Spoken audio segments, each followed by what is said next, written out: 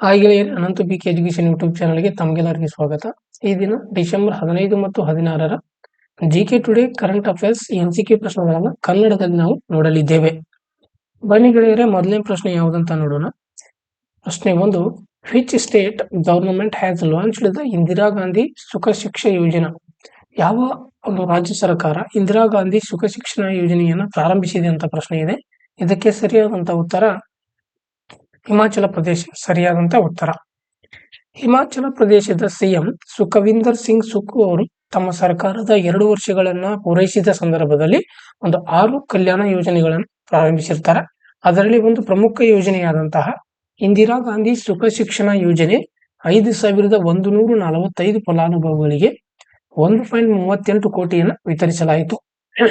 18 ವರ್ಷದೊಳಗಿನ ಅರ್ಹ ಮಕ್ಕಳ ಮಾಸಿಕರು 1,000 ಮತ್ತು ಉನ್ನತ ಶಿಕ್ಷಣಕ್ಕಾಗಿ ಆರ್ಥಿಕ ಸಹಾಯವನ್ನು ಇದರಿಂದ ಪಡೆಯುತ್ತಾರೆ. 53.21 ಕೋಟಿ ವಾರ್ಷಿಕ ಬಜೆಟ್ನೊಂದಿಗೆ ಈ ಯೋಜನೆಯು ಮಕ್ಕಳ ಶೋಷಣೆಯನ್ನು ತಡೆಗಟ್ಟಲು ಮತ್ತು ದುರ್ಬಲ ಕುಟುಂಬಗಳನ್ನು ಬೆಂಬಲಿಸುವ ಗುರಿಯನ್ನು ಹೊಂದಿರುವಂಥದ್ದು ಆಗಿರುತ್ತದೆ. ಹೌದಾ? ಯಾವ ಯೋಜನೆ? ಇಂದಿರಾ ಗಾಂಧಿ ಸುಖ ಶಿಕ್ಷಣ ಯೋಜನೆ. ಇನ್ನು ಮುಂದಿನ ಪ್ರಶ್ನೆ, which ministry organised the Indian maritime heritage conclave 2024 ಯಾವ ಸಚಿವಾಲಯವು ಆಯೋಜಿಸಿದೆ ಅಂತ ಪ್ರಶ್ನೆ ಇದೆ. ಇದಕ್ಕೆ ಸರಿಯಾದಂತ ಉತ್ತರ ಬಂದರುಗಳು, ಹಡಗು ಮತ್ತು ಜಲಮಾರ್ಗಗಳ ಸಚಿವಾಲಯವು ಸರಿಯಾದಂತ ಉತ್ತರ. ಇಂಡಿಯಾ ಮ್ಯಾರಿಟೈಮ್ ಹೆರಿಟೇಜ್ ಕಾನ್ಕ್ಲೇವ್ ಅನ್ನು ಡಿಸೆಂಬರ್ 11 ಮತ್ತು 12, 2024ರಂದು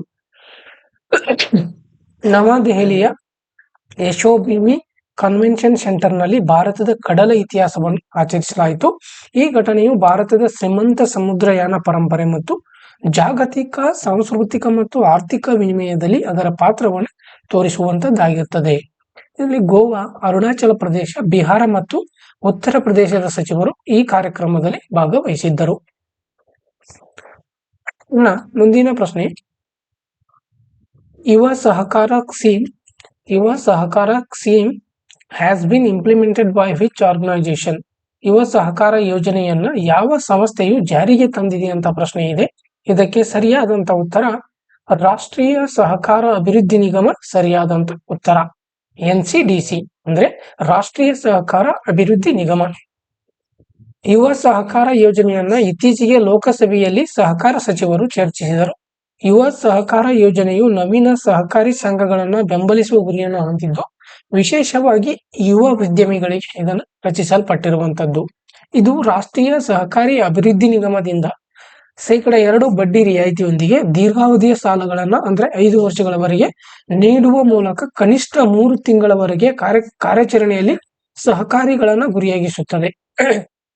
ರಾಷ್ಟ್ರೀಯ ಸಹಕಾರಿ ಅಭಿವೃದ್ಧಿ ನಿಗಮ ರಾಷ್ಟ್ರವ್ಯಾಪಿ ಯೋಜನೆಯನ್ನು ಜಾರಿಗೊಳಿಸುತ್ತದೆ. ಹೌದಾ? ಇನ್ನು ಮುಂದಿನ ಪ್ರಶ್ನೆ, which organisation has launched a quantum computing chip called Willow? Willow ಎಂಬ ಕ್ವಾಂಟಮ್ ಕಂಪ್ಯೂಟಿಂಗ್ ಚಿಪ್ ಅನ್ನ ಯಾವ ಸಂಸ್ಥೆಯು ಬಿಡುಗಡೆ ಮಾಡಿದೆ ಅಂತ ಪ್ರಶ್ನೆ ಇದೆ. ಇದಕ್ಕೆ ಸರಿಯಾದಂತ ಉತ್ತರ ಗೂಗಲ್ ಸರಿಯಾದಂತ ಉತ್ತರ. ಗೂಗಲ್ ಇತ್ತೀಚೆಗೆ ತನ್ನ ಮುಂದಿನ ಪೀಳಿಗೆಯ ವಿಲೋ ಎಂಬ ಕ್ವಾಂಟಮ್ ಕಂಪ್ಯೂಟಿಂಗ್ ಚಿಪ್ ಅನ್ನು ಅನಾವರಣಗೊಳಿಸಿದೆ. ವಿಲೋ 1 ಮತ್ತು 2 ಕಿಟ್ ಡೇಟಾಗಳನ್ನು ಕ್ವಿಕ್ ರಿಸೆಟ್ ಮತ್ತು ರೀಡ್ ಔಟ್ ನಂತಹ ಸುಧಾರಿತ ಘಟಕಗಳನ್ನು ಒಳಗೊಂಡಿದೆ. ಎಲ್ಲವನ್ನೂ ತಡೆರಹಿತ ಕಾರ್ಯಕ್ಷಮತೆಯನ್ನು ಖಚಿತಪಡಿಸಿಕೊಳ್ಳಲು ಸಂಯೋಜಿಸಲಾಗಿದೆ. ಇದು ಇಂದಿನ ವೇಗದ ಕಂಪ್ಯೂಟರ್ಗಳಿಗೆ 10 ಸೆಪ್ಟಿಲಿಯನ್ ವರ್ಷಗಳನ್ನು ತೆಗೆದುಕೊಳ್ಳುತ್ತದೆ. ಇದು ಕಡಿಮೆ ತಾಪಮಾನದಲ್ಲಿ ಕೃತಕ ಪರಮಾಣುಗಳಂತೆ ವರ್ತಿಸುವ ಸೂಪರ್ ಕಂಡಕ್ಟಿವ್ ಟ್ರಾನ್ಸ್ಫರ್ ಕ್ವಿಟ್ಗಳನ್ನು ಬಳಸುತ್ತದೆ. ಕ್ವಾಂಟಮ್ ಚಿಪ್ಗಳು ಬೀಟ್ಗಳ ಬದಲಿಗೆ ಕ್ವಿಟ್ಗಳನ್ನು ಬಳಸುತ್ತವೆ. ಇದು ವೇಗವಾಗಿ ಮತ್ತು ಹೆಚ್ಚು ಸಂಕೀರ್ಣವಾದ ಲೆಕ್ಕಾಚಾರಗಳನ್ನು ಸಕ್ರಿಯಗೊಳಿಸುವಂತ ಆಗಿರ್ತದೆ. ಹೌದಾ? ಇನ್ನು ಮುಂದಿನ ಪ್ರಶ್ನೆ, Guruvayur temple which was seen in the news is located in which state? ಸುದ್ದಿಯಲ್ಲಿ ಕಂಡು ಬಂದಂತಹ ಗುರುವಾಯೂರ್ ದೇವಾಲಯವು ಯಾವ ರಾಜ್ಯದಲ್ಲಿ ಇದೆ ಅಂತ ಪ್ರಶ್ನೆ ಕೇಳಿದ್ದಾರೆ. ಇದಕ್ಕೆ ಸರಿಯಾದಂತ ಉತ್ತರ ಕೇರಳ ಸರಿಯಾದಂತ ಉತ್ತರ. ಕ್ರೌಡ್ ಮ್ಯಾನೇಜ್ಮೆಂಟ್ ಕಾಳಜಿಯಿಂದಾಗಿ ಏಕಾದಶಿಯಂದು ಉದಯಸ್ತಮಾನ ಪೂಜೆಯನ್ನು ನಿಲ್ಲಿಸಲು ಗುರುವಾಯೂರ್ ದೇವಸ್ಥಾನದ ಆಡಳಿತಕ್ಕೆ ಅನುಮತಿ ನೀಡಿ ಕೇರಳ ಹೈಕೋರ್ಟ್ ಆದೇಶದ ವಿರುದ್ಧದ ಮನವಿಯನ್ನ ಸುಪ್ರೀಂ ಕೋರ್ಟ್ ಪರಿಶೀಲಿಸುತ್ತದೆ.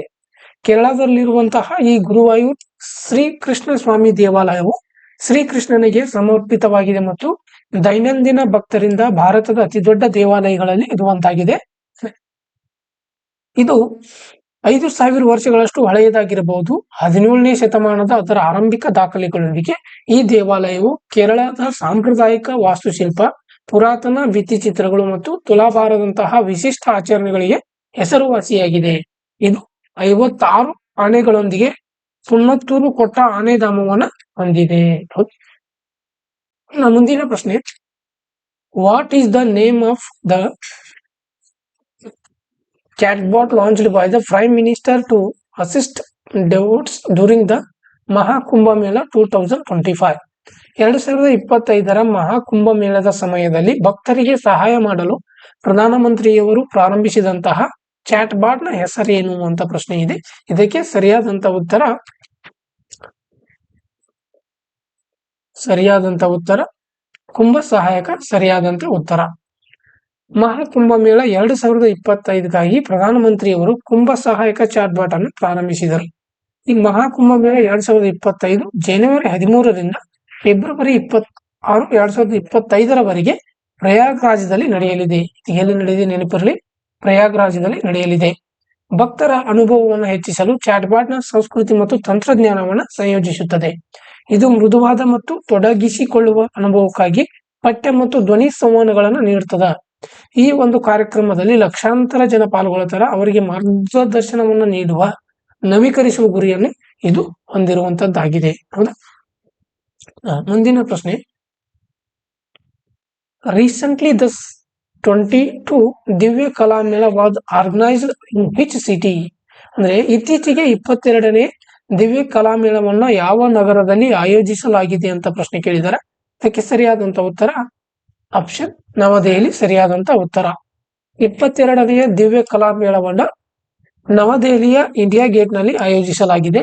ವಿಕಲಾಂಗ ವ್ಯಕ್ತಿಗಳ ಸಬಲೀಕರಣ ಇಲಾಖೆಯು ಆಯೋಜಿಸಿರುವ 11 ದಿನಗಳ ಈ ಕಾರ್ಯಕ್ರಮದಲ್ಲಿ 20 ರಾಜ್ಯಗಳು ಮತ್ತು ಕೇಂದ್ರಾಡಳಿತ ಪ್ರದೇಶಗಳ 100 ಕುಶಲಕರ್ಮಿಗಳು, ಉದ್ಯಮಿಗಳು ಮತ್ತು ಕಲಾವಿದರು ಭಾಗವಹಿಸುತ್ತಾರೆ. ಇದು ಕರಕುಶಲ ವಸ್ತುಗಳು, ಪರಿಸರ ಸ್ನೇಹಿ ಉತ್ಪನ್ನಗಳು ಮತ್ತು ಸಾಂಸ್ಕೃತಿಕ ಪ್ರದರ್ಶನಗಳೊಂದಿಗೆ ಲೋಕಲ್ ಫಾರ್ ವೋಕಲ್ ಆಂದೋಲನವನ್ನು ಉತ್ತೇಜಿಸುವಂತಾಗಿದೆ. ಈ ಘಟನೆಯು ದಿವ್ಯಾಂಗನಿಗೆ ಆರ್ಥಿಕ ಸ್ವಾತಂತ್ರ್ಯವನ್ನು ಸುಧಾರಿಸಲು ಸಹಾಯ ಮಾಡುತ್ತದೆ ಮತ್ತು ಭಾರತದ ಪ್ರಗತಿಯಲ್ಲಿ ಅವರ ಸ್ಥಾನವನ್ನು ದೃಢೀಕರಿಸುತ್ತದೆ. ಹೌದಾ? ಇನ್ನು ಮುಂದಿನ ಪ್ರಶ್ನೆ, D earring welfare sanitary is located in which state? D earring ವನ್ಯಜೀವಿ ಅಭಯಾರಣ್ಯವು ಯಾವ ರಾಜ್ಯದಲ್ಲಿ ಇದೆ ಅಂತ ಪ್ರಶ್ನೆ ಇದೆ. ಇದಕ್ಕೆ ಸರಿಯಾದಂತ ಉತ್ತರ ಅರುಣಾಚಲ ಪ್ರದೇಶ ಸರಿಯಾದಂತ ಉತ್ತರ. ಅರುಣಾಚಲ ಪ್ರದೇಶದ ಪೂರ್ವ ಸಿಯಾಂಗ್ ಜಿಲ್ಲೆಯಲ್ಲಿರುವಂತಹ ಡಿ ಏರಿಂಗ್ ವನ್ಯಜೀವಿ ಅಭಯಾರಣ್ಯಕ್ಕೆ ಗೆಂಡಾಮೃಗಗಳನ್ನು ಮರುಪರಿಚಯಿಸಲು ಯೋಜಿಸಲು ಸಭೆಯನ್ನು ನಡೆಸಲಾಯಿತು. ಈ ಡಿ ಏರಿಂಗ್ ಸ್ಮಾರಕ ವನ್ಯಜೀವಿ ಅಭಯಾರಣ್ಯವನ್ನ 1976ರಲ್ಲಿ ಸ್ಥಾಪಿಸಲಾಯಿತು ಮತ್ತು 1986ರಲ್ಲಿ ಲಾಲಿ ವನ್ಯಜೀವಿ ಅಭಯಾರಣ್ಯದಿಂದ ಮರುನಾಮಕರಣ ಇದಕ್ಕೆ ಮಾಡಲಾಗಿದೆ. ಹೌದಾ? ಇನ್ನು ಅಭಯಾರಣ್ಯವು ನದಿ ಬಯಲು ಪ್ರದೇಶಗಳು, ಹುಲ್ಲುಗಳು ಮತ್ತು ಟರ್ಮೇನಿಯಾದ ಮಿರಿಯೋಕಾರ್ಪ, ಡಿಲೇನಿಯಾ ಇಂಡಿಕಾ ಮತ್ತು ಬೊಂಬಾಕ್ಸಿಬಾದಂತಹ ಮರಗಳನ್ನು ಇದು ಒಳಗೊಂಡಿರುವಂತಾಗಿದೆ. ಹೌದಾ?